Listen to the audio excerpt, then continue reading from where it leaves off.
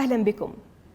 القاضي العادل، القاضي الرحيم، هذه بعض الألقاب التي أطلقها محبوه ومتابعيه عليه من خلال مقاطعه التي انتشرت حول العالم وحققت مشاهدات مليونية. التعاطف والفكاهة والأهم من ذلك كله الإنسانية. مشاهدينا الكرام، ألتقي بضيفي اليوم حضرة القاضي فرانك كابريو. أهلا بك. مسيرة طويلة قضيتها في القضاء، ولكن في السنوات الأخيرة انتشرت مقاطع للمحاكمات التي صورت. من يشاهدها يبتسم، يتأثر، وقد تدمع عينه أحيانا. أتحدث هنا عن قوة التأثير. كيف تفسر التفاعل مع محاكماتك؟ وهل كنت تتوقع أن تكون بهذا التأثير على مستوى العالم؟ I treat people as I was brought up by my parents. I was taught from a very early age. I lived in a home of great love and compassion.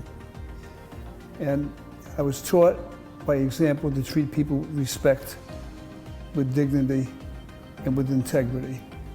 And I don't think that that's just in special circumstances. I think that's the way we should treat everyone, because everyone is entitled to that.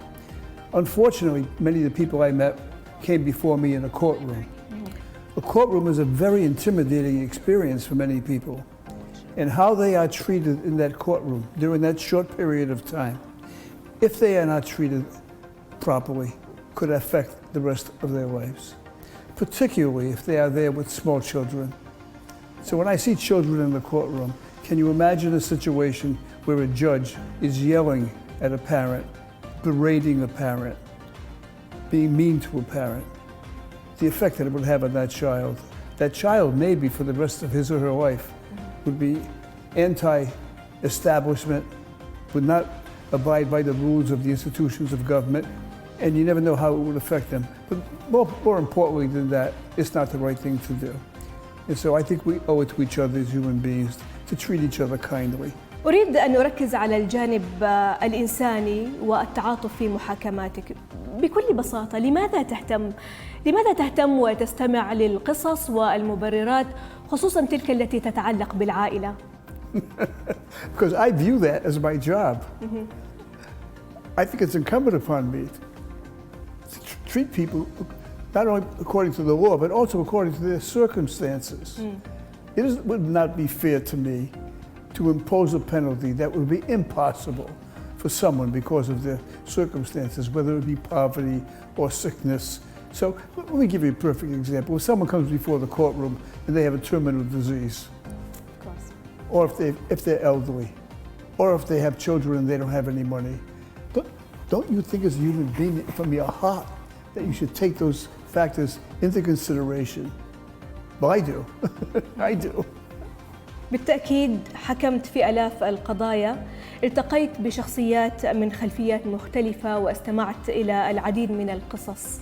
ما القصة التي أثرت بك أو الشخصية التي أثرت بك وعلقت بذاكرتك وقد تكون غيرت فيك شيئا؟ Well, there were several, but one that sticks out, it was a 96-year-old gentleman that came before my court. And he was charged with speeding. And he answered me, he said, I don't speed. He says, I drive carefully, but I was taking my son to a doctor. He said, my son is suffering from cancer, and I was taking him for treatment. I asked him how old his son was. He told me his son was 63 years old. His name was Victor Coella. So I told Victor we would pray for his son, and I dismissed the ticket. But Victor touched my heart. So I stayed in touch with Victor after his court appearance. Actually helped him celebrate his 100th birthday, because Victor was 96 at the time. And I've invited him to my home for dinner as well. And that was just a very emotional story for me. You know, such a wonderful gentleman at that age. You are a good man. I wish you all the best.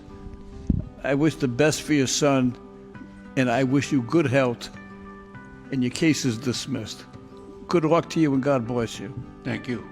ضروري أتطرق لوجود الأطفال المصاحبين لوالديهم داخل قاعة المحكمة في المحاكمات. الطريف في الأمر أنك تطلب منهم أن يساعدوك في إطلاق الأحكام على والديهم. هل أنت متقصد ذلك؟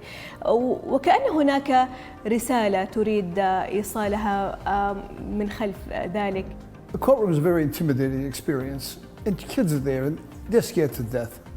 You know, don't forget, they see a judge in a robe, they see an oak paneled courtroom, there's a cop in front of the bench with a gun, there's a high level desk where the judge sits.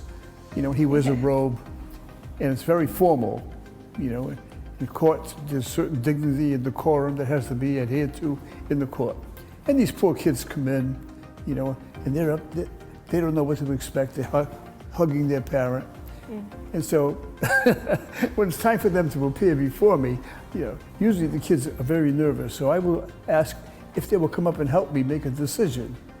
Of course. And I get some of the most interesting answers, you know.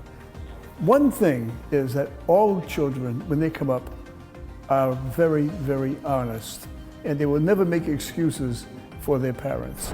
I'm going to ask you two questions, okay? And you're going to say one or the other. Now, we're talking about your father, right? Now, you're going to say guilty or not guilty. What do you say? Guilty. Guilty.